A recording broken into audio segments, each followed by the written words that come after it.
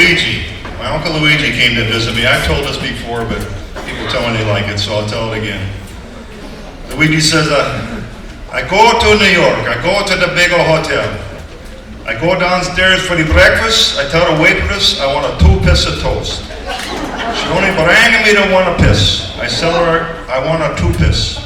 She say, you go to the toilet. I say, you no understand. I want a 2-piece on the plate. She say, you better no piss in the plate, you son of a bee. I don't even know this lady. She called me the son of a bee. I go back up to the room for taking the nap, and on the bed is a pillow, is a blanket, is a no shit. I call the manager. I tell him I want a shit. He says, you go to the toilet. I say, you don't understand. I want to shit on the bed. He said, you better no shit on the bed, you son of a beach. Don't even know this man. He called me the son of a beach. I go back downstairs for the dinner, and on the table is a spoon, is a knife, is a no fork. I tell the waitress I want a fork. She say, everybody want a fork. I said, you don't understand. I want a fork on the table. She say, you better no fork on the table, you son of a beach. Don't even know this lady. She called me the son of a beach. I go to the desk to check out. The manager say, peace to you. I say, peace on you too, you son of a beach. I go back to Italy.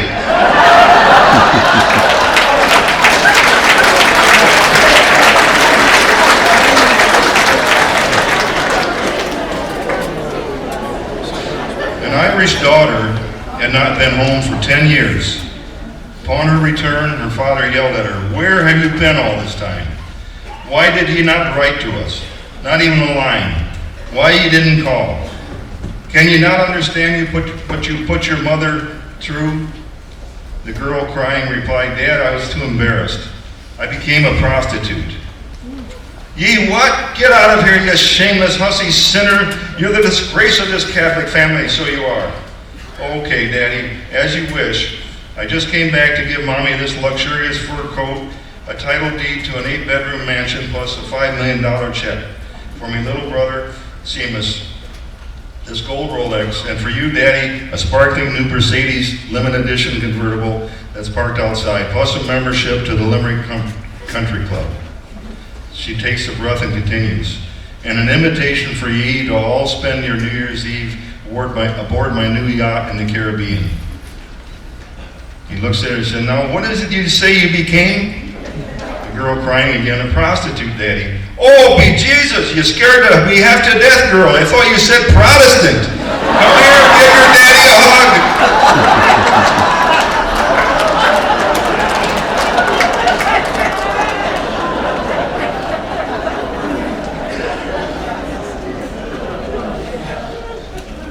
I try not to be sexist, but women are horrible drivers. No, I have a good example right here. This morning on the interstate, I looked to my left and there was a woman in a brand new Cadillac doing 65 miles an hour with her face up next to her rearview mirror, putting on her eyeliner. I looked away for a couple seconds to continue shaving. I looked back. She was halfway in the other lane, still working on that makeup. As a man, I don't scare easily, but she scared me so much I had to put my seatbelt on, and I dropped my electric shaver, which knocked the donut out of my other hand, and in all confusion, trying to straighten out the car, using my knees against the steering wheel, it knocked my cell phone away from my ear, which fell into the coffee, which was between my leg, and splashed and burned Big Jim and the twins. Ruined the damn phone, soaked my trousers, and disconnected me from an important call of damn women drivers.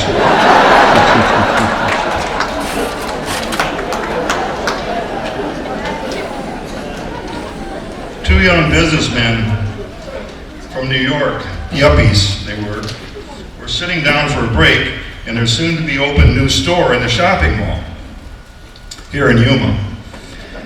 As yet, the store's merchandise wasn't in, and only a few shelves and display racks were set up. And one said to the other, all these old farts here in Yuma, any minute now, one of them's going to walk up, put his face to the window and say, what are you trying to sell in there?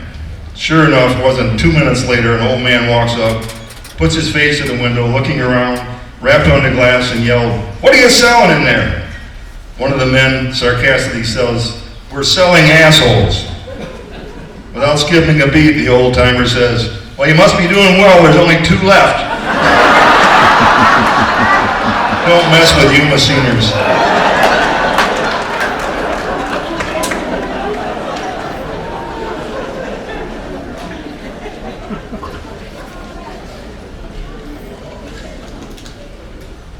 Okay, our next act is the Sun Rattlers. Marilyn Laurie Manson, Marv Arcan, Chick Crane, and Mike Coleman. Excuse me, the Sundance Rattlers.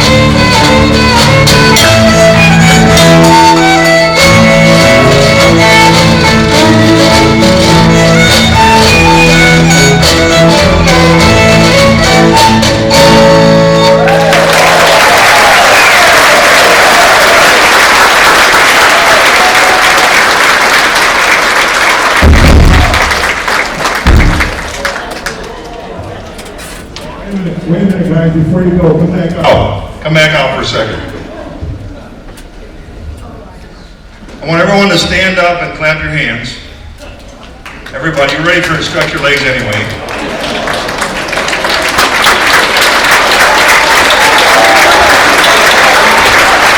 Okay, now I'm going to tell you the reason for this is that all of them, maybe all of them, but especially Chick, had always complained he never got a standing ovation.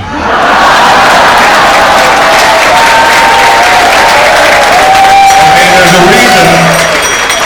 The reason he was feeling so bad is that I had told them all that I once sang on the stage of the Grand Ole Opry live and got a standing ovation.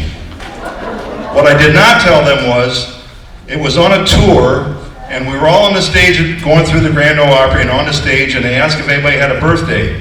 And several people raised their hand and said, okay, let's sing happy birthday. And we did. And they said, okay, everybody give yourself a round of applause, which we did. And he says, okay, you were all standing, you were all singing, and you got applause, right? Now you have the right to go tell anyone you want that you sang on the stage of the Grand Ole Opry and got a standing ovation.